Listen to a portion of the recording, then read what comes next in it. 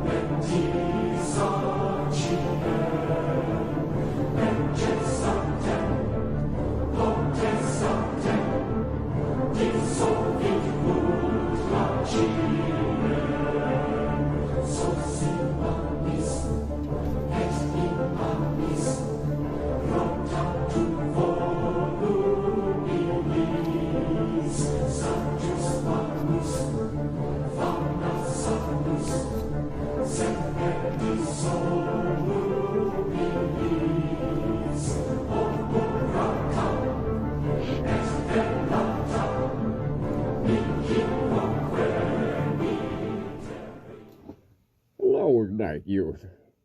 My name is Dr. Felix Sidemanner. I've been instructed to go over a short passage with you today. Perhaps you will find it encouraging.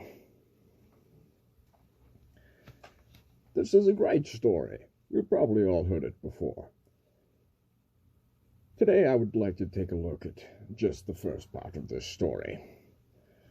How beautiful it is to see that as Jesus told the disciples to leave their work, they were instructed to take a break, a respite. Wonderful. Jesus did this many times himself, breaking away from the crowd and taking care of the body that God had given to him.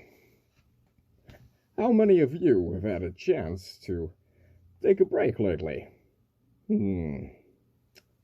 And when they found a multitude had come together and wanted to be with them, be with Jesus, they went away to rest, and they found it, not in the form of the seclusion they sought, but in a multitude. Jesus was said to have compassion over them when he saw them. How do we now see ourselves? Do we seek seclusion and deny the respite that God has planned for us? Do we listen to his teaching? Can we model his compassion? Do we answer our phones when Grandpa calls to check in? Do we reach out to one another, send words of encouragement, or do we hide in our screens, complaining of the loneliness we wrap around ourselves like a bitter blanket in the cold? I do not mean to join a long line of people telling you that you spend too much time on your phone. I only ask the hard question I have lived. The still small voice that whispers in my own ear when I want to hear it least. How are we treating the people we are forced in seclusion with? A mandatory break. We're always so busy, so thin, like butter spread over too much toast, Gandalf. What can we do with all this free time? With this little magic box here, or your computer, you are never alone. You always have access to the crowd. How can you use that? How can we use that? If you said out loud while I was speaking, "I don't have a cell phone, Dr. Pirrick," or "I don't have a computer," we'll bully for you. Aren't you Robinson Crusoe? But you could use the landline. You could write a letter. You could even focus on how you are treating the people you are in the house with. Here, I have a prescription for you. It's a survival checklist. We will start with one item, so that you will know how important it is. And we will add more as time goes on. Then, when this is over, we will look back at all we accomplished while the world stood still. Number 1 on my prescribed survival list is simple. Pray for someone. First, find a pen and paper. Call someone. Yes, call them. On the phone. It's a dare. I dare you to call them. Ask how they're doing. Say you're just checking in. Ask them questions. Listen to their answers. Listen to their answers. If nothing comes up naturally, just ask them, "Is there anything that I can pray for you?" Write this thing down and save the paper. Whether you pray for them then or there or not, take that paper and put it somewhere that you can find it.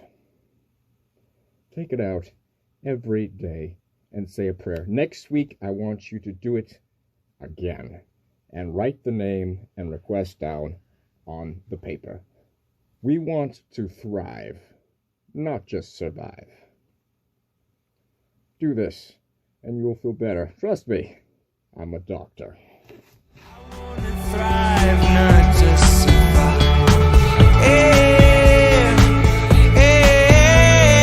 Feel like I travel, but I never arrive. I wanna thrive, not just survive. I wanna thrive, not just survive.